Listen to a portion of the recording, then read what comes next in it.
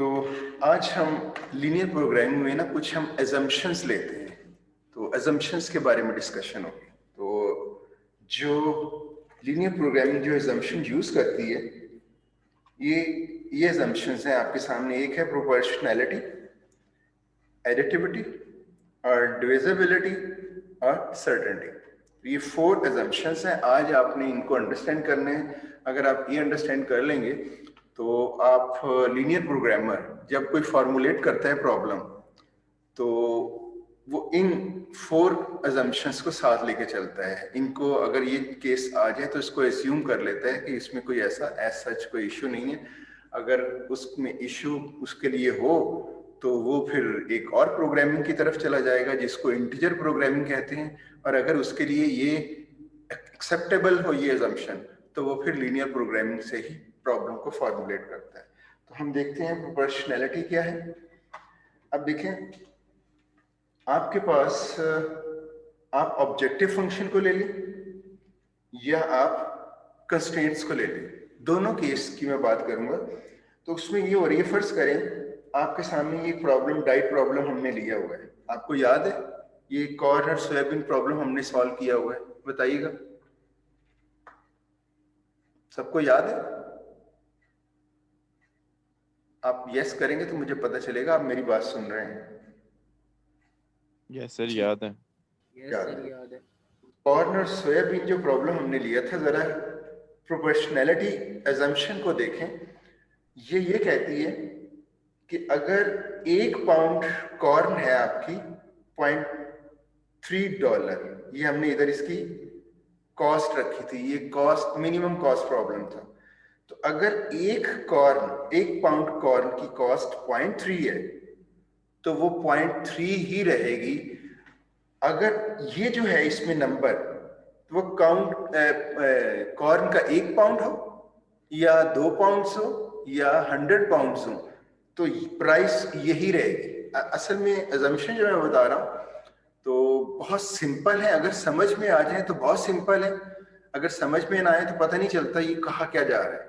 तो काइंडली आप डिबेट कीजिएगा अगर आपको कोई प्रॉब्लम है, ताकि ये पॉइंट में आप है बहुत सिंपल पॉइंट। तो अगर सिंपल पॉइंट, बात दफा सिंपल पॉइंट समझने में बहुत मुश्किल हो जाती है। तो आप बताइएगा, अगर आपको ये चीज समझ नहीं आती, कहीं एम्बिग्युइटी है, तो क्वेश्चन जरूर रेज कीजिएगा ताकि हम उसकी क्लैरिटी की तरफ जाएं। तो मेरे हिसाब से ये बहुत सिंपल है, अंडरस्टैंडिंग भी इसकी सिंपल है, लेकिन आपकी तरफ से क्वेश्चन आएगा तो मैं फिर फर्दर इसको इलेबोरेट कर सकूंगा। तो ये प्रोपोर्शनैलिटी ये कहती है कि अगर आप इस लाइन को देखें, कंट्रीब्यूशन पहले हम समझ लेते हैं फिर इस लाइन को पढ़ते हैं। राइट, 1 पाउंड कॉर्न की जो कॉस्ट है, जो प्राइस है, वो है $0.3। अगर 4 पाउंड्स हो तो ये मल्टीप्लाई हो जाएगा, 0.3 मल्टीप्लाई बाय 4, 1.20। और अगर हमें 400 पाउंड्स भी कॉर्न चाहिए होगी तो प्रोपोर्शनैलिटी क्या कहती है कि आपकी कॉस्ट यही रहेगी 0.3 के साथ मल्टीप्लाई कर देंगे और ये आएंगे $120। यानी 0.8 पाउंड की प्राइस 0.3, 400 पाउंड्स की प्राइस को मल्टीप्लाई करके ये आपकी उसकी टोटल कॉस्ट बन जाएगी जितनी भी ये कॉर्न की बनती है। सिमिलरली ये 0.9 1 पाउंड की कॉस्ट है, और जितने भी पाउंड्स होंगे तो ये लीनियरिटी और प्रोपोर्शनैलिटी सेम चलेगी कि यही रेट रहेगा। अब इस लाइन को देखें, contribution of any decision variable, contribution of any decision variable, यानी इस वेरिएबल को ले लें या इस वेरिएबल को, दोनों के केस में बात हो रही है। अगर आप इस वेरिएबल को लें तो इसकी कंट्रीब्यूशन इसकी प्राइस में क्या है, proportional to it's value.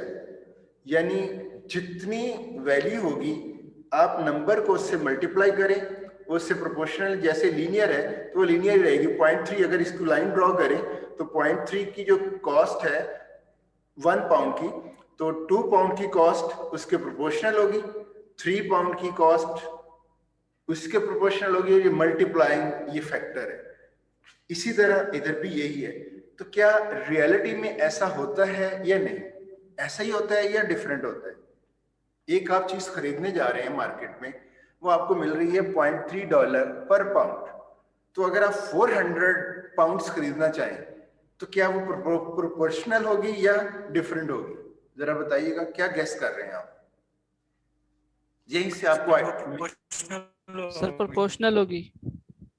Reality में ऐसा नहीं होता। जब बिजनेस हो रहा होता है, रियलिटी में ये होता है कि अगर कोई ज्यादा क्वांटिटी ले तो उसको डिस्काउंट मिल सकता है, उसकी प्राइस डिफरेंट हो सकती है। मसलन आपने देखा होगा, तो आप एक एक चीज खरीदते हैं तो उसकी अपनी प्राइस है, अगर 1 डजन खरीदें तो थोड़ी सी रियायत जिसको कहते हैं, डिस्काउंट मिल जाता है आपको। तो आपने देखा है रियलिटी में ऐसा होता है? Yes sir.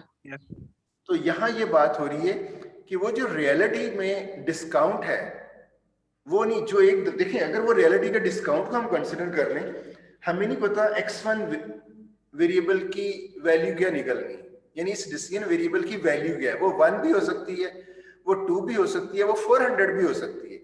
तो अगर हम रियलिटी को लेके आए तो ये तो हम बना ही ना सकें ये ऑब्जेक्टिव फंक्शन। क्यों? हम 1 पे तो 0.3 ही रहना चाहिए, और अगर 400 है, 400 पे उसको 0.3 की बजाय 0.25 डिस्काउंट के साथ मिल सकते हैं। तो ये जो वेरिएशन है, लीनियर प्रोग्रामिंग इसको इग्नोर करता है। वो एज्यूम कर लेता है कि उसको डिस्काउंट मिलता है, नहीं मिलता, x1 की वैल्यू 1 है या 400 है, हमेशा जो कॉस्ट फिक्स कर दी गई है वो फिक्स्ड ही है, यानी वो प्रोपोर्शनल होगी डिसीजन वेरिएबल की वैल्यू के। अब समझ आई बात की? Yes sir. यानी आप, मैं ये assumption इसलिए assumption आपको करवाई जा रही है कि आपने मॉडल कर लिया है कि 1 पाउंड की प्राइस है 0.3, उसकी कॉस्ट है। तो अगर इसका ऑप्टिमल सॉल्यूशन निकलेगा तो वो जो भी वैल्यू निकलती है तो इसकी प्राइस यही रहेगी 0.3 थ्रू आउट द प्रोग्राम या थ्रू आउट द सिचुएशन आप जो ले रहे हैं। यानी आप कह सकते हो ये प्रॉब्लम अगर 1 साल के लिए मॉडल हुआ है तो 1 साल तक यही रहेगा। तो हमें इन डिफिकल्टी लेवल्स जो आते हैं बीच में उनको इग्नोर करना होगा। हमने लीनियर प्रोग्रामिंग में तब इसको मॉडल कर सकते हैं कि हम जब तक ये अजम्पशन नहीं लेंगे, लीनियर मॉडल हम कॉन्फिडेंस के साथ नहीं बना सकेंगे। अगर ये अजम्पशन ले लेंगे, अब हमें कोई टेंशन नहीं, उसको डिस्काउंट मिलता है नहीं मिलता, हमने लीनियर प्रोग्रामिंग में कह दिया कि ये जो कंट्रीब्यूशन है किसी वेरिएबल की वो प्रोपोर्शनल है उसकी वैल्यू के। अब ये पॉइंट क्लियर हो गया? Yes sir. तो इसी तरह कंस्ट्रेंट्स में भी ये कांस्टेंट्स होंगे। ये देखिए, कांस्टेंट ऑब्जेक्टिव फंक्शन में ये फिक्स रहेगा, चाहे ये 1 है, 2 है या 3 है, तो इसकी वैल्यू का ये प्रोपोर्शनल है। तो कंस्ट्रेंट्स को अगर देखें, अच्छा मैंने यहाँ पे बता दिया है कि ये होल्ड नहीं करती रियल वर्ल्ड में, वो आपको डिस्काउंट वाला बता दिया, और ये डिस्काउंट मैंने इधर लिख भी दिया है। In real there is a possibility to set discounted price for purchasing large quantity of corn से। अगर लार्ज क्वांटिटी होगी तो 0.3 की बजाय, यानी 0.3 होता है 0.30, तो उसकी बजाय आपको कितना मिलेगा? 0.25 पर पाउंड भी इसकी प्राइस फिक्स होती है। लेकिन हम इसको इग्नोर करेंगे, रियल लाइफ की बताई गई। But in the formulation, whether to purchase 1 unit or large number of units, price will remain same, it will not change। जी क्लियर हो गया पॉइंट? मेरे ख्याल में इस लाइन से ये चीज क्लियर हो जानी चाहिए। Yes sir. तो मैं वही बता रहा हूँ, बात बहुत सिंपल है। अगर समझ आ जाए तो बहुत इजी है, नहीं समझ आए तो थोड़ा सा क्लैरिटी के लिए थोड़ा सा और डिबेट करनी पड़ सकती है। तो अभी आप ये समझें कि रियल लाइफ में जो डिफरेंट, जो आप कह लें प्रिडिक्टेबल चीजें नहीं है, अनप्रिडिक्टेबल भी है। तो जो अनप्रिडिक्टेबल है, अगर वो सिचुएशन आती है हम उसको इग्नोर करेंगे। हम अपने फॉर्मुलेशन को, हमने अपने मॉडल को बहुत सिंपल करना है। तो लीनियर प्रोग्रामिंग जब भी मॉडल होता है वो इस तरह की जो वेरिएशंस आएंगी उनको इग्नोर करता है, वो एज्यूम कर लेता है कि ये प्राइस फिक्स्ड है थ्रू आउट। जी, तो एक और चीज इसमें Proportionality means that each decision variable in every equation must appear with a constant coefficient. अब यहीं से ये बात पता चली कि आपका कोई डिसीजन वेरिएबल है तो ये जो कोफिशिएंट है ये कांस्टेंट वैल्यू होगी, यानी 3x। अगर कोई y वेरिएबल है x2 x1 हम ले रहे थे, इधर मैंने डिफरेंट ले लिए, तो इसके साथ भी जो वैल्यू है वो कांस्टेंट होनी। जितने भी कोफिशिएंट्स आपके आ रहे हैं वो ऑब्जेक्टिव फंक्शन के हों या आपके कंस्ट्रेंट्स के अंदर हो तो वो कांस्टेंट्स होंगे। ये प्रोपोर्शनैलिटी ये डिक्टेट कर रही है। और ऐसा नहीं हो सकता कि एक वेरिएबल, दूसरी एक और बात होती है, इसको मैं देख लेता हूं ये कहां पे आएगी। In the constraints proportionality implies this. ये कंस्ट्रेंट्स के बारे में भी सेम वही बात हो रही है जो ऑब्जेक्टिव फंक्शन के बारे में है। प्रोपोर्शनैलिटी इंप्लाइज दैट रिसोर्स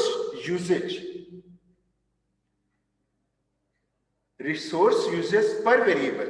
आप देखें, आपने देखा होगा ये मैंने कंस्ट्रेंट लिया रेडी मिक्स की, तो रेडी मिक्स के अंदर ये M1 से रिलेटेड है, तो इसमें ये जो M1 रिसोर्स है इसकी यूसेज जो है ये भी कांस्टेंट है।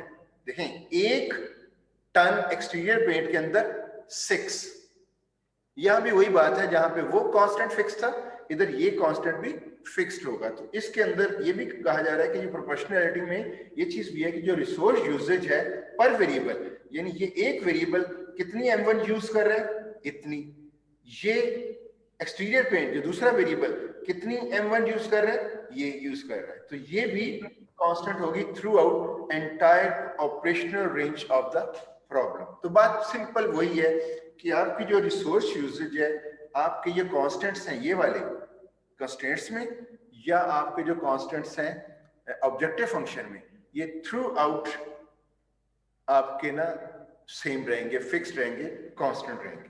और दूसरा आपने ये भी चीज नोट करनी है कि वेरिएबल्स इस तरह से नहीं हो सकते, ये लीनियर प्रोग्रामिंग है। तो मैं बताना इसलिए जरूरी है, मैंने नोट इसलिए करवा रहा हूँ कि कोई स्टूडेंट लीनियर प्रोग्रामिंग को यूज करते हुए अगर प्रॉब्लम फॉर्मुलेट करे तो वो कहीं इस तरह की मिस्टेक्स या इस तरह से सोचे ना। वो ये है कि आपका ये जो x है, दूसरा जो आपका डिसीजन वेरिएबल है उसके साथ मल्टीप्लाई नहीं हो सकता। तो आपने देखा होगा हम करी इस तरह से रहते, यूनिट एक लेते थे, वहां पे उसकी क्वांटिटी लेते थे, फिर x1 पे निकाल लेते थे, तो लीनियर एक मैसेज होता था, वेरिएबल एक ही दफा आता था और उस वेरिएबल का कोएफिशिएंट कांस्टेंट होता था। लेकिन कभी भी दो वेरिएबल्स आपस में मल्टीप्लाई नहीं होंगे। यानी आप ये कह सकते हो, अगर मैंने कहा है कि ये फिक्स्ड है तो इसकी ये जो कांस्टेंट वैल्यू है, ये दूसरी ये वेरिएबल इतना इंडिपेंडेंट है कि इसकी डिपेंडेंसी दूसरे वेरिएबल पे भी नहीं है। एक तो प्रोपोर्शनैलिटी ने सिंपल ये कहा, मैं बल्कि वापस उस पॉइंट की तरफ चलते हैं जहां ऑब्जेक्टिव फंक्शन था min 0.3x1 प्लस समथिंग। तो उस ऑब्जेक्टिव फंक्शन में अगर आप देखें, ना सिर्फ ये था कि ये जो 0.3 है ये कॉर्न की जो कॉस्ट है, जो प्राइस है, ये थ्रू आउट यही रहेगी, बल्कि ये भी है कि इसकी डिपेंडेंसी, इस प्राइस की डिपेंडेंसी दूसरे वेरिएबल पे भी नहीं है, यानी जो दूसरा सोयाबीन से रिलेटेड है। बाज इसको मैं इस तरह से रियल लाइफ की एग्जांपल में कहूंगा, बाज दफा हो जाता है कि आप एक चीज खरीदते हो, आप कहोगे ये चीज अगर खरीदोगे तो तब तुम्हें डिस्काउंट मिलेगा, तो उसकी डिपेंडेंसी दूसरी चीज पे आ जाती है। तो इस तरह की सिचुएशन भी अगर आएगी तो हम एज्यूम करेंगे कि उसको इग्नोर करना है। यानी ये जो चीज भी है फर्स्ट वेरिएबल से रिलेटेड, वो फर्स्ट वेरिएबल के साथ ही उसका लीनियर कॉम्बिनेशन है, उस ये 6 की डिपेंडेंसी दूसरे वेरिएबल के साथ हरगिज़ नहीं। तो जिस तरह से हमने ये लिया था, ये देख सकते हैं ये वाला, तो ये जो कॉस्ट थी ये 0.3 x1 के साथ रिलेट है, वो 1 हो या 400 हो फिक्स रहेगा। एक तो ये एज्यूम कर रहे हैं, दूसरी ये बात है कि ये 0.3 की डिपेंडेंसी किसी तौर पे भी दूसरे डिसीजन वेरिएबल के साथ कोई, वो वैसे भी कॉमन सेंस नजर आ रही है, सोयाबीन का रेट अलग है, इसका रेट अलग है और उसका उस रेट के साथ कोई ताल्लुक नहीं है। लेकिन रियल लाइफ में बाज दफा ये डिपेंडेंसी आ जाती है कि दूसरी प्रोडक्ट के ऊपर, बाज दफा उस प्रोडक्ट को सेल करने के लिए बंदा कहता है कि ये सेल नहीं हो रही, इसको कहो कि अगर ये खरीदेगा तो हम आपको ये डिस्काउंट देंगे, तो ये भी डिपेंडेंसी आ जाती है ना, बताइएगा। जी सर, क्लियर है। Yes sir. जी, Yes, तो sir. इसका मतलब है इस तरह की चीज भी अगर कोई आती है तो ये वेरिएबल्स इंडिपेंडेंट है।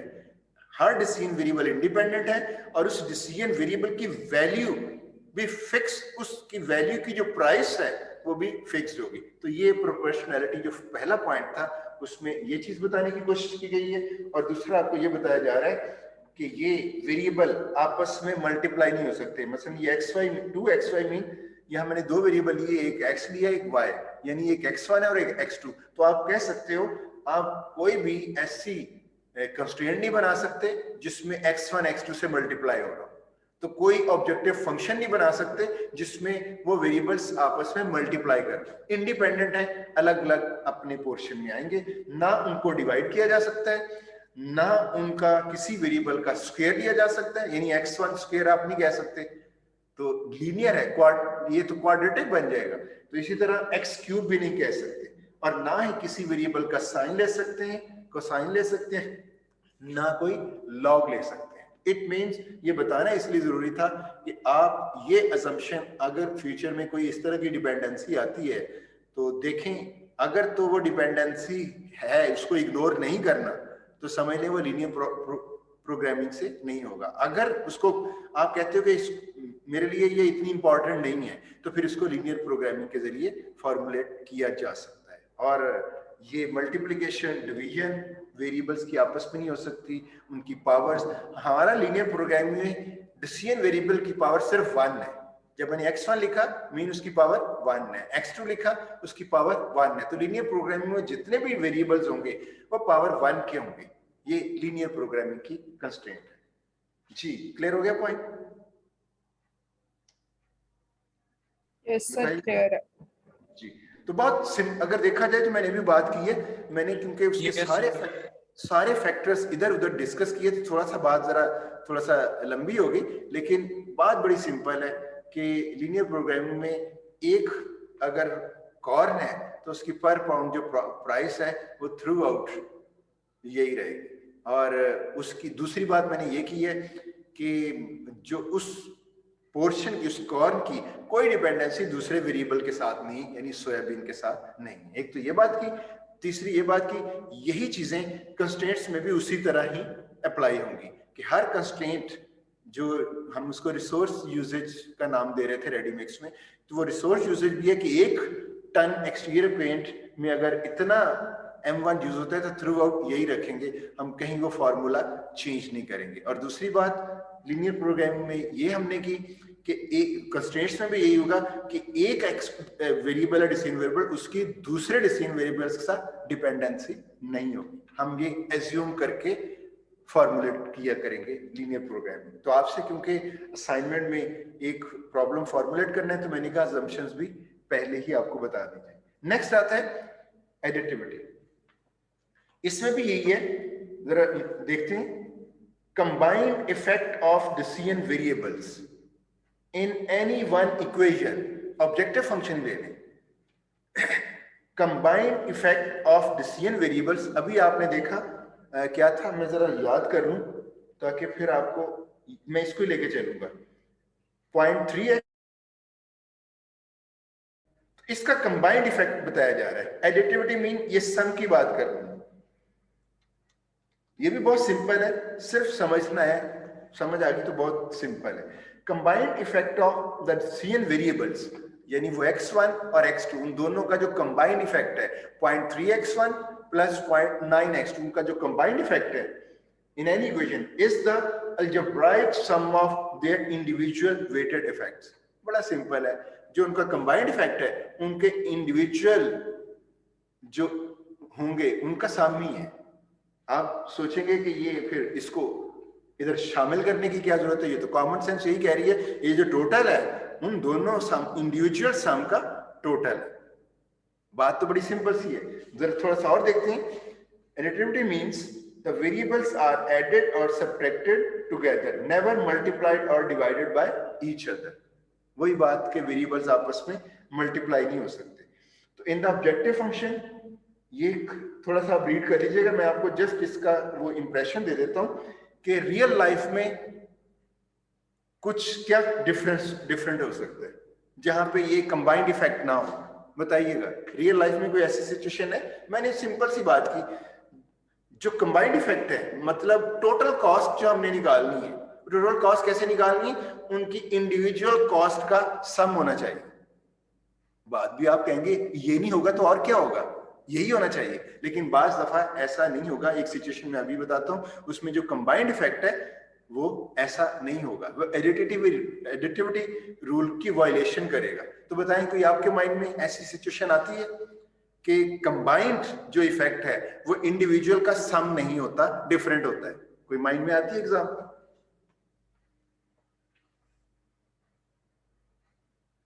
जी बताइएगा। नहीं भी माइंड में आता तो कह दें कि माइंड में नहीं आ रहा। नो सर, माइंड में नहीं आ रहा है ऐसा कुछ अभी तो। सर फिर एक चीज के प्राइस होंगे बाकी सारा फ्री होगा, ये हो सकता है? दोबारा से बताइएगा। सर ये आता है माइंड में कि फिर ये हो सकता है उनमें से एक चीज के प्राइस होंगे बाकी सारे फ्री होंगे। चले इधर मैं देखता हूँ, फिर आप कोई और। मैंने एक सिचुएशन सिर्फ कैच की है, एक डिफरेंट बुक से मिली है। ये एडिटिविटी को अंडरस्टैंड, बात तो बहुत सिंपल सी है, लेकिन माइंड में आता है कि ये बताने की क्यों जरूरत पेश आई। तो मैंने बड़ी मुश्किल से एक जगह से इसकी एग्जांपल लेके इसके अंदर स्लाइड के अंदर रख दी। उसमें आपको पता चलेगा कि कंबाइंड इफेक्ट इंडिविजुअल का सम नहीं होता, कुछ और भी हो सकता है। अगर देखिएगा, एक मशीन है जो दो प्रोडक्ट्स को मैन्युफैक्चर कर रही है, एक ए है प्रोडक्ट, ए बी। तो प्रोसेसिंग टाइम ए का क्या है 2 और प्रोसेसिंग टाइम बी का क्या है 5। एक ही मशीन कर रही है। अब आप देखें, क्या दोनों प्रोडक्ट्स को प्रोसेस करने का टाइम 7 होगा? जरा बताइएगा। रियल लाइफ में एक प्रोडक्ट मशीन चल रही है, दोनों प्रोडक्ट्स को बनाती है, एक प्रोडक्ट को पहले बनाया, दूसरी को बाद में बनाया, लेकिन एक प्रोडक्ट एक टाइम पे एक प्रोडक्ट बना रही है। तो जब वो एक को बना रही है तो उसका प्रोसेसिंग टाइम है 2 मिनट्स 2 आवर्स, जितना भी आप ले सकते हैं, और दूसरी प्रोडक्ट का प्रोसेसिंग टाइम है 5। तो इन दोनों का कंबाइंड इफेक्ट जब हम लेंगे तो क्या वो हम 2 + 5 लेंगे? यानी कहने का मतलब है 2 + 5 जो 7 है, वो कंबाइंड इफेक्ट क्या इंडिविजुअल प्रोसेसिंग टाइम का सम होगा? यही हम एडिटिविटी, यही बात कर रहे थे। यहां पे ये बात हो रही है। ये देखिएगा रियल सिचुएशन में क्या होता है। There is a setup time when we unhold product A from the machine and holding product B by that machine. अब जब आप एक मशीन को पूरे वीक चलाते हो तो हमने लीनियर प्रोग्राम में तो कर लिया कि जी एक प्रोडक्ट 2 आवर्स ले रही है, दूसरी 5 आवर्स ले रही है, तो टोटल कर दिया 2 + 5 = 7। तो ये जो कंबाइंड इफेक्ट है क्या इंडिविजुअल का सम है? रियल लाइफ में ऐसा नहीं है, क्योंकि एक आपने पूरे वीक के लिए अगर ये प्रॉब्लम मॉडल किया तो आप देखते हो जब एक प्रोडक्ट कंप्लीट हो जाएगी तो उस प्रोडक्ट को अनहोल्ड करना, यानी उसको साइड पे रख देना, और दूसरी प्रोडक्ट को प्रोसेसिंग के ऊपर लेके आना, ये भी दरमियान में एक डिले है।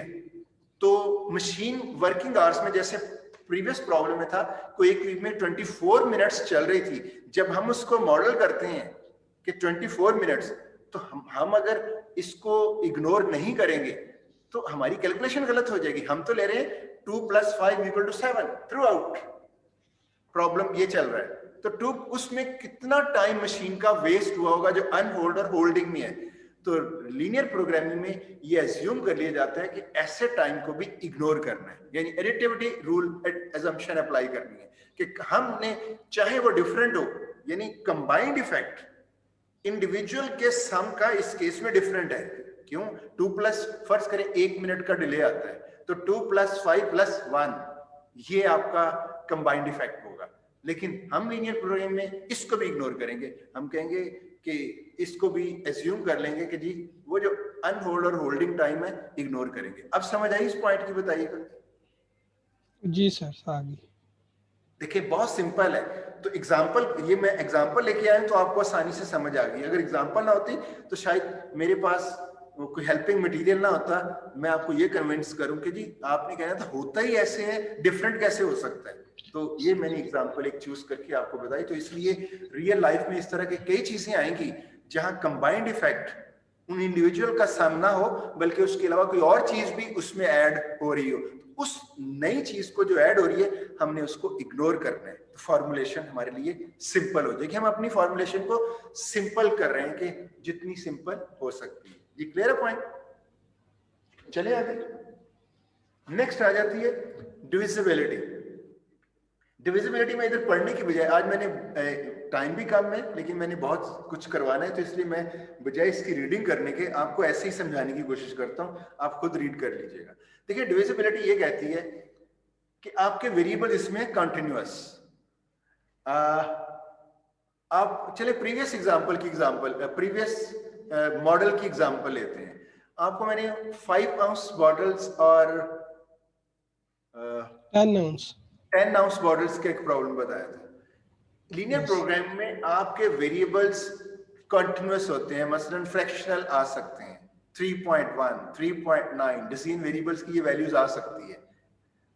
ऐसा नहीं है कि फिक्स्ड हो कि नहीं, ये रियल लाइफ में ऐसा आता है कि बाज दफा होता है कि ये फिक्स्ड ही हो। तो अगर मैं अभी पॉइंट को जरा एक्सप्लोर करके फिर उस तरफ आऊंगा, लेकिन लीनियर प्रोग्रामिंग में हम एज्यूम कर रहे हैं कि हमारे वेरिएबल्स कंटिन्यूअस ही होंगे। ऐसी कोई कंडीशन नहीं आएगी कि कोई वेरिएबल ऐसा हो जिसके लिए ये कंडीशन आ जाए कि ये तो पॉइंट्स में हो ही नहीं सकता। अगर पॉइंट्स में हो ही नहीं सकता और हम इसको कवर करना है तो हम लीनियर प्रोग्रामिंग से ये प्रॉब्लम सॉल्व नहीं कर सकते। लेकिन हम ये एज्यूम कर लें कि अगर वो पॉइंट्स में आ भी जाता है, हमारे लिए कोई ऐसा इशू नहीं है, हम इसको इग्नोर करते हैं। तो डिविजिबिलिटी अजम्पशन हम लेंगे, जैसे उसमें था बॉटल प्रॉब्लम में। अब देखें बॉटल 5 आउंस एक फील्ड है, अगर बॉटल्स की मैन्युफैक्चरिंग में x1 की वैल्यू आती है 35, x1 इक्वल टू 35, क्या मतलब है इसका? x1 equal to 35, 5 ounce bottle है, 35 क्या चीज है सर? इतनी बोतल्स, हाँ, नंबर ऑफ बॉटल्स। तो 35 bottles, x1 equal to 35 mean 35 bottles. और अगर मैं 10 आउंस का जो वेरिएबल x2 उसमें आ जाए 10, तो उसका मतलब है 10 आउंस बॉटल्स। पॉइंट क्लियर है यहां तक? Yes sir. लेकिन ये वेरिएबल्स हम लीनियर प्रोग्रामिंग में कॉन्टिन्यूअस लेते हैं, कॉन्टिन्यूअस मीन पॉइंट्स में। इसलिए जब आप सिंप्लेक्स मेथड से सॉल्व करोगे या किसी भी टेक्निक से उसको सॉल्व करते हो, तो आंसर अगर बॉटल का ये आता है 35.2, क्या मतलब है इसका? क्या मतलब है इसका? 35.2, क्या बॉटल्स इतनी क्वांटिटी हो सकती है बॉटल की? नो सर, नहीं हो सकती। No sir.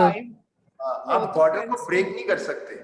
बॉटल 5 आउंस की है, या तो 35 होंगी या 36, पॉइंट्स में नहीं हो सकती। लेकिन लीनियर प्रोग्रामिंग में जो मैं आपको करवा रहा हूं उसमें यह है कि आपके वेरिएबल्स कॉन्टिन्यूअस वेरिएबल्स होंगे। अगर डिविजिबिलिटी कोई इस तरह की आती है, जैसे अभी मैंने कहा 35.2, ये एज्यूम करना है कि इसको इग्नोर करना है, आप कहोगे 35 से गुजारा करते हैं। पॉइंट क्लियर हुआ? Yes sir. तो यहां पे डिविजिबिलिटी की अजम्पशन ली जाएगी कि अगर इसी तरह एक और एग्जांपल मैंने इधर शो की है। अब मुझे ये प्रॉब्लम का नहीं पता था, मुझे आपके ही जो आपको मॉडल करवाया था वहीं से ही हेल्पिंग मटेरियल मिल गया। यहां लिखा है प्रोडक्ट डिवाइडेड बाय सोल्जर्स, या कहीं ऐसे भी मॉडल हो सकता है। आप मॉडल करना चाहते हैं कि ये जो टास्क है इसके लिए कितने सोल्जर्स रिक्वायर्ड है। आप एजुटेशन हो रहा है तो एजुटेशन में लीनियर फॉर्मुलेशन करते हैं कि लाहौर के अंदर डिफरेंट चौक्स पे तो प्रोटेस्टर्स ने ये इस तरह से कैप्चर किया हुआ है, चोक किया हुआ है, उनको ट्रैफिक ब्लॉक की हुई है, तो डिप्लॉयमेंट करनी है पुलिस की या सोल्जर्स की या रेंजर्स की। तो लीनियर प्रोग्रामिंग से आप उसको मॉडल करते हो और देखते हो कि जी हर एक जगह पे कितने रेंजर्स के या कितने पुलिस ऑफिसर्स होने चाहिए, वो पॉलिश होनी चाहिए। वो आपको लीनियर प्रोग्रामिंग में आंसर क्या देगी? आपको कह सकती है 100.3 पॉलिश में। हो सकता है ना? Yes, sir. जी सर हो इस सकता है, लेकिन हम 100 ही लेंगे। हाँ, हमने इधर, अगर आपने लीनियर प्रोग्रामिंग से काम लेना है तो दो चीजें हैं। अगर हमें लीनियर प्रोग्रामिंग से काम लेना है तो इस डिविजिबिलिटी इफेक्ट को एज्यूम करेंगे, इग्नोर करने, और फर्ज करें आप कहते हो जी नहीं, ऐसा हो ही नहीं सकता, हमें एग्जैक्ट चाहिए, तो उसके लिए ये लीनियर प्रोग्रामिंग काफी नहीं है। उसके लिए आपको एक नई प्रोग्रामिंग की तरफ जाना पड़ेगा जिसका नाम है इंटीजर प्रोग्रामिंग, और ये हम करवाते हैं एडवांस लेवल पे। बीएस लेवल पे लीनियर प्रोग्रामिंग असम्पशन के साथ चलाते हैं कि अगर इसमें इस तरह का कोई इफेक्ट आता है डिविजिबिलिटी का, उसको इग्नोर, अगर आपके लिए इग्नोरेबल हो, आप कहें कि आपके लिए आप अफोर्ड कर सकते हैं कि इसको इग्नोर किया जा सकता है, तो इसको इग्नोर करके आप लीनियर प्रोग्रामिंग को यूज कर सकते हैं। मैं सिंपल ये कहूंगा, अगर आप अफोर्ड कर सकते हैं कि इसको इग्नोर किया जाए तो आप लीनियर प्रोग्रामिंग यूज करें। अगर आप अफोर्ड नहीं करते तो फिर आप किसकी तरफ जाओगे?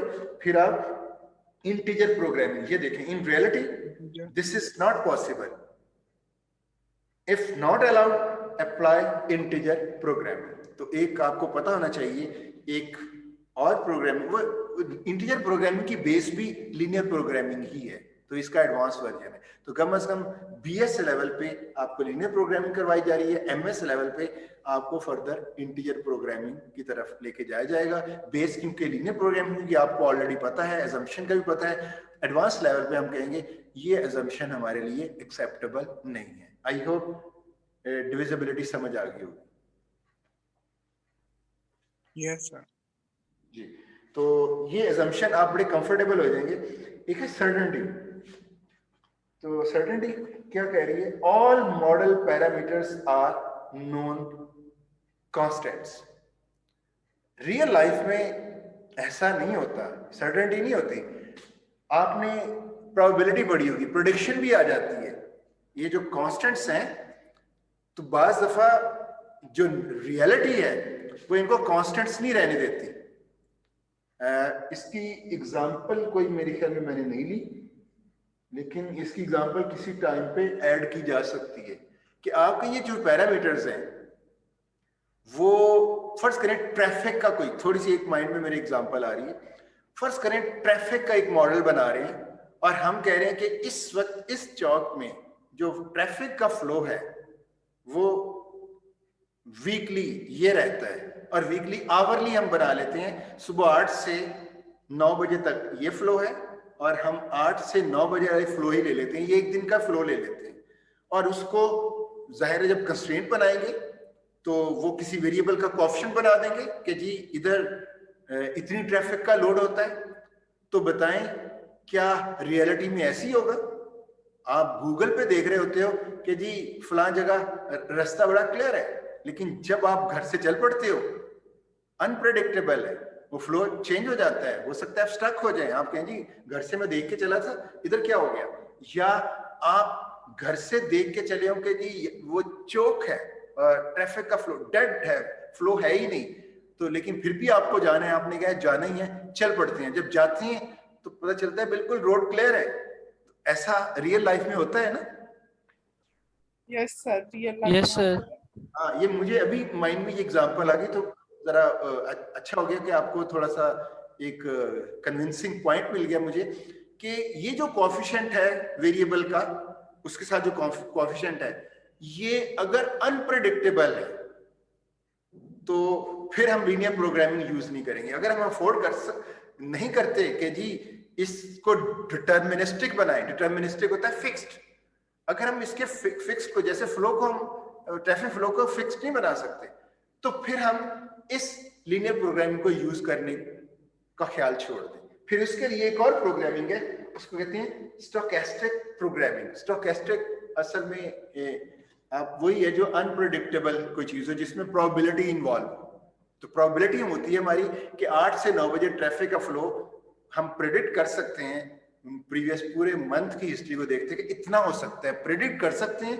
100% हमें नहीं पता होता। तो इसका मतलब है आपने लीनियर प्रोग्रामिंग तब यूज करनी है जब आपको यकीन हो या आप इस चीज को इग्नोर कर दें कि जी अगर वो कांस्टेंट्स वेरिएबल के साथ जो कोएफिशिएंट है वो अगर अनप्रेडिक्टेबल भी है, लेकिन आप कहते हो कि इनकी इसकी अनप्रेडिक्टेबिलिटी को खत्म करें, इसको एक फिक्स कर दें, ये फिक्स कर दें, और अगर आप ये अफोर्ड कर सकते हैं तो फिर इसको लीनियर प्रोग्रामिंग से यूज किया जा सकता है, अप्लाई की जा सकती है। मीन आपने उस वक्त लीनियर प्रोग्रामिंग अप्लाई करनी है जब आप डिटरमिन्ड हो कि ये जो कोएफिशिएंट्स हैं ये थ्रू आउट सेम है और आप ये अफोर्ड कर सकते हैं। तो फिर आप, इसका मतलब है अगली अजम्पशन सर्टेनिटी है कि आप डिटरमिन्ड है कि ये कोएफिशिएंट थ्रू आउट सेम रहें, वो सेम नहीं भी रहते, आपने एज्यूम कर लिया कि ये सेम ही मुझे चाहिए। अगर सेम एज्यूम करने की अफोर्डेबिलिटी है तो फिर आप लीनियर प्रोग्रामिंग यूज कर सकते हैं, अदरवाइज आपको स्टोकेस्टिक प्रोग्रामिंग की तरफ जाना पड़ेगा। तो आप ये देख सकते हैं सर्टेनिटी क्या कह रही है, all model parameters are known constants. तो पैरामीटर्स कौन कौन से हैं?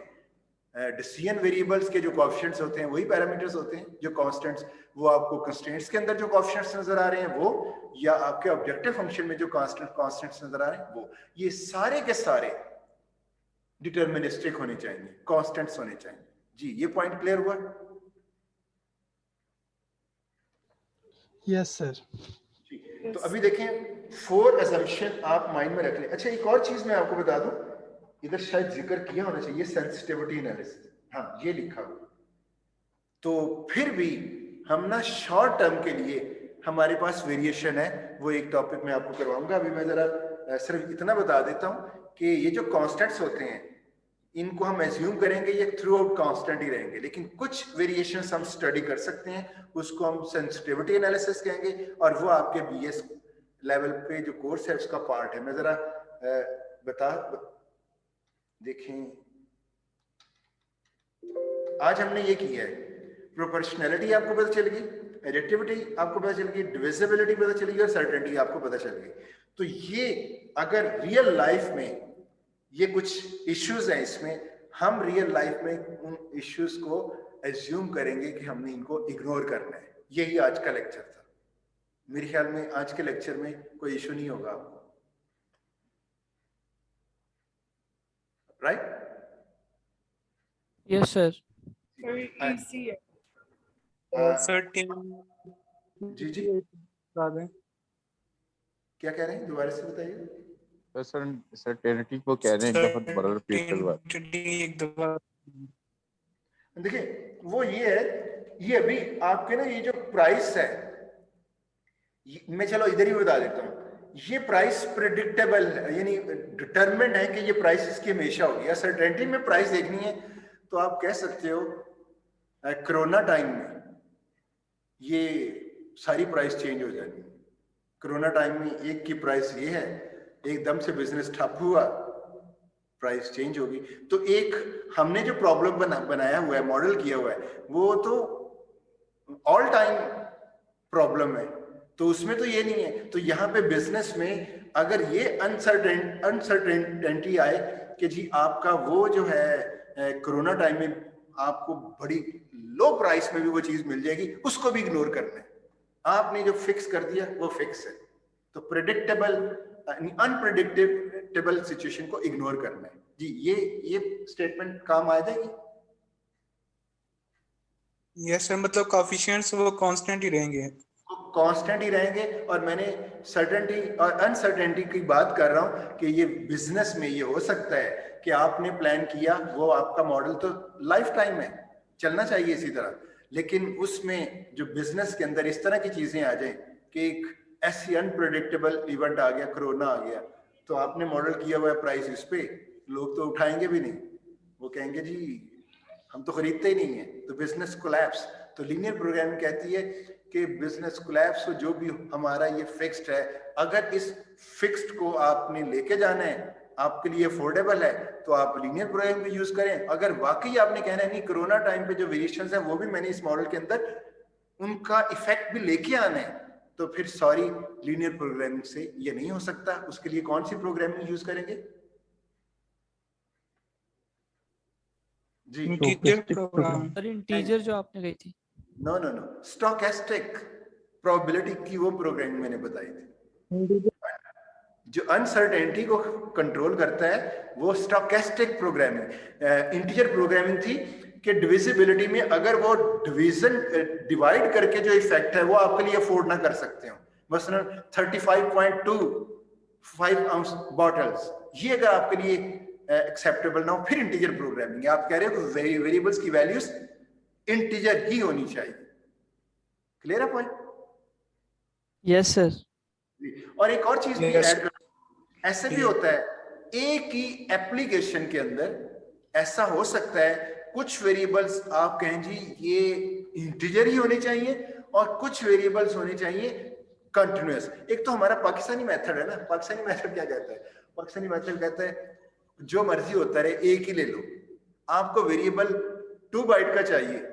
आप पता क्या करते हो? पाकिस्तानी मेथड पता क्या कहता है? पाकिस्तानी मेथड कहता है आपके पास 8 बाइट का है, आप कह रहे हैं एक 2 बाइट का चाहिए वेरिएबल, एक आपको 8 बाइट का चाहिए, एक 4 का चाहिए और एक इवन कैरेक्टर को स्टोर करने के लिए 1 बाइट का चाहिए। पाकिस्तानी मेथड क्या है? पाकिस्तानी मेथड क्या है? सबके लिए 8 बाइट का ले लो, गुजारा हो जाएगा। होता है ना ऐसे? बताइए। Yes sir. लेकिन मेमोरी मैनेजमेंट का ये प्रिंसिपल है कि आपने उतनी ही रिसोर्सेज लेनी है जितनी आपको रिक्वायर्ड है। तो आपको 1 बाइट के लिए उसको कैरेक्टर डिक्लेयर करना होगा, 2 बाइट के लिए कुछ कंपाइलर्स में इंटीजर भी होता है, कुछ में इंटीजर 4 बाइट। तो कहने का मतलब है वही टाइप वही रिसोर्स लें जिसकी जरूरत है। ये है बेस्ट वे, ऑप्टिमल वे। पॉइंट क्लियर हुआ यहां तक? जी सर। अब मैं यहाँ पे जो पॉइंट रेज करना, जो पॉइंट हाईलाइट करना चाह रहा हूँ वो ये, ऐसा हो सकता है कि एक प्रॉब्लम के अंदर अगर तो कॉन्टिन्यूअस वेरिएबल्स हैं, सीधा सीधा लीनियर प्रोग्रामिंग यूज करें। अगर सारे वेरिएबल्स इंटीजर ही हैं तो इंटीजर प्रोग्रामिंग यूज करें। और अगर कुछ वेरिएबल इंटीजर है यानी आपका प्रॉब्लम बॉटल भी उसके अंदर है और बॉटल के अंदर लिक्विड भी है, लिक्विड की क्वांटिटी या कोई और ले लें। बॉटल के केस में आपको इंटीजर वेरिएबल चाहिए और एक और चीज भी आप बना रहे हैं जो कि पॉइंट्स में आ सकती है, तो उसके लिए कॉन्टिन्यूअस वेरिएबल्स है। तो अब आपने पाकिस्तानी मेथड चूज नहीं करना, बल्कि एक्चुअल है जो इंटीजर है उसके लिए इंटीजर स्कीम, जो फ्रैक्शनल है उसके लिए जो नॉर्मल लीनियर प्रोग्रामिंग में कॉन्टिन्यूअस वेरिएबल वो लेना है। इन दोनों के कॉम्बिनेशन में भी एक प्रोग्रामिंग है, उसको कहते हैं मिक्स्ड इंटीजर प्रोग्रामिंग। तो आपके लिए हर एरिया फिक्स्ड है, रूल्स डिफरेंट है। आप ये नहीं कह सकते 2 बाइट का वेरिएबल चाहिए, 4 का चाहिए, 8 का चाहिए, तो सबके लिए 8 लगा दो। नो, मसलन कॉन्टिन्यूअस वेरिएबल्स हमेशा कॉन्टिन्यूअस लगा दो, ऐसे नहीं होगा। आपको जो कॉन्टिन्यूअस है वेरिएबल्स उनके लिए लीनियर प्रोग्रामिंग, जो सारे वेरिएबल्स फिक्स्ड है कि इंटीजर वैल्यूज होनी चाहिए वो इंटीजर प्रोग्रामिंग। और अगर एक ऐप बना रहे हो, एक प्रॉब्लम मॉडल कर रहे हो और उसमें कुछ वेरिएबल्स में आप अफोर्ड नहीं कर सकते कॉन्टिन्यूअस, इट मींस वो इंटीजर होंगे और कुछ में है ही कॉन्टिन्यूअस, तो दोनों अगर हो तो उनके लिए प्रॉब्लम आता है मिक्स्ड इंटीजर प्रोग्रामिंग, जो इंटीजर प्रोग्रामिंग का एक वेरिएंट है। जी पॉइंट क्लियर हुआ? सर इन बहुत दोनों में बड़ा- क्या फर्क आएगा, प्रोपोर्शनलिटी और वो अनसर्टेनिटी? रिपीट कर देते प्रोपोर्शनलिटी दोनों- रिपीट कर दें। सर दोनों में सेम नहीं आ रहा, कांस्टेंट को चेंज नहीं करना?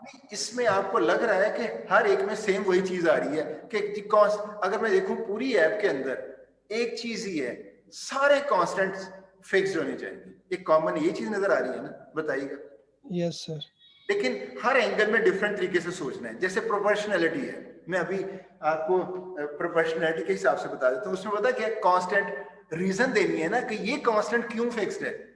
वो मैंने रीजन ये दी प्रोपोर्शनैलिटी के हवाले से कि अगर एक की प्राइस, एक यूनिट की प्राइस 0.3 है, ये जो ऊपर नजर आ रहा है 0.3 है, तो ये वेरिएबल 1 हो वैल्यू या 400 हो या 100 हो, उसकी डिस्काउंटेड प्राइस नहीं होगी, हमेशा हम यही लेंगे, वो डिस्काउंटेड प्राइस को इग्नोर करेंगे। अब समझ आए, ये कांस्टेंट की रीजन दे दी गई है। जी सर आगे सर। देखिए हर एक प्रोपोर्शनैलिटी में, एडिटिविटी में और डिविजिबिलिटी में और सर्टेनिटी में, सब में कांस्टेंट ही लेके आ रहे हैं, लेकिन अपने अपने डोमेन के अंदर वो अपनी अपनी बात कर रहे हैं। प्रोपोर्शनैलिटी क्लियर है? राइट? जी सर। क्लियर है सर, अब क्लियर। आ जाते हैं एडिटिविटी। जो एडिटिविटी है उसका मतलब है, एडिटिविटी कह लें कि जो कंबाइंड इफेक्ट है वो उनके इंडिविजुअल इफेक्ट का ही सम है। वो तो ये कि अगर कोई और बीच में टाइम इन्वॉल्व होता है तो कंबाइंड इफेक्ट इंडिविजुअल के अलावा कोई बाहर से आउटर वर्ल्ड से कोई चीज ऐड नहीं हो सकती। रियल लाइफ में ऐसे होता है, जैसे मैंने प्रोसेसिंग टाइम बताया, होल्डिंग और अनहोल्डिंग। ये चीज क्लियर है? Clear sir. जैसे अच्छा। सर दो मशीन्स यूज करनी है और या एक यूज करनी है, उनमें दो तरह के प्रोडक्ट्स बनाने हैं, तो सर जो एक बना रहे हैं दूसरी बनाएंगे तो सर कुछ ना कुछ चेंज तो करना पड़ेगा ना, तो वो जो टाइम लगेगा उसको इग्नोर करना है। वो इग्नोर करना है। तो कहने का मतलब है, ये देखें एडिटिविटी में है कि कंबाइंड इफेक्ट वही होगा जो इंडिविजुअल का इफेक्ट है। और यहाँ पे भी कांस्टेंट कैसे मैं निकालूंगा? कंबाइंड इफेक्ट इंडिविजुअल का इफेक्ट है, और इंडिविजुअल इफेक्ट क्या है? वो वही है जो प्रोपोर्शनैलिटी कह रही है कि जी इस एक प्रोडक्ट की ये प्राइस, इतनी प्रोडक्ट की भी उसी रेशियो से प्राइस होगी। तो जो कंबाइंड इफेक्ट है उसके अंदर जो इंडिविजुअल इफेक्ट है उसमें प्रोपोर्शनैलिटी यूज हो रही है। पॉइंट क्लियर है? मैं थोड़ा सा ज्यादा डीप चला गया। बहरहाल मेरे ख्याल में रिकॉर्डिंग सुन लीजिएगा, क्लियर हो जाएगा। और डिविजिबिलिटी तो हमने वैसे ही देख ली कि हमने जो आपका आंसर आएगा पॉइंट्स के अंदर वो कॉन्टिन्यूस वेरिएबल से रिलेटेड है, कि अगर आपका आंसर पॉइंट्स में आता है, आपके लिए अफोर्डेबल है, तो लीनियर प्रोग्राम सूटेबल है, क्योंकि लीनियर प्रोग्राम में कॉन्टिन्यूस वेरिएबल लेते हैं। और अगर अफोर्डेबल नहीं है तो आप चले जाएं इंटीजर प्रोग्राम। और लास्ट क्या था? सर्टेनिटी। सर्टेनिटी में ये कहा जा रहा है कि ये जो सारे कोएफिशिएंट्स हैं वेरिएबल्स के, ये प्रेडिक्टेबल हैं। प्रेडिक्टेबल मीन कांस्टेंट है। ये किसी भी तरह से अनप्रेडिक्टेबल अगर हैं तो स्टोकेस्टिक प्रोग्रामिंग की तरफ जाएंगे, अदरवाइज नहीं। यानी ये प्रेडिक्टेबल मीन फिक्स्ड हैं, कांस्टेंट्स हैं। समझ आइए? अब बताइएगा। Yes sir. तो अब देखें, अगर इस लेक्चर को आप 2-3 दफा सुनेंगे तो आपको हर एक के जो कांस्टेंट है उसकी रीजन, उसी डेफिनेट उसके हेडिंग से ही से रिलेटेड ही आपको उसकी रीजन मिलेगी। सर्टेनिटी में रीजन है कांस्टेंट होंगे कोएफिशिएंट्स, डिटरमिनिस्टिक है इन नेचर, अनप्रेडिक्टेबल नहीं है, प्रोबेबिलिटी नहीं आएगी। और प्रोबेबिलिटी में मैं आपको ट्रैफिक फ्लो की एग्जांपल दी, उसमें मैंने आपको कोरोना टाइम की भी एग्जांपल दी। तो लेकिन कुछ भी हो, जो एक दफा 30 तय हो गई वो तय हो गई। डिटरमिनिस्टिक, फिक्स्ड, कांस्टेंट सारे फिक्स्ड हो गए। ठीक हो गया?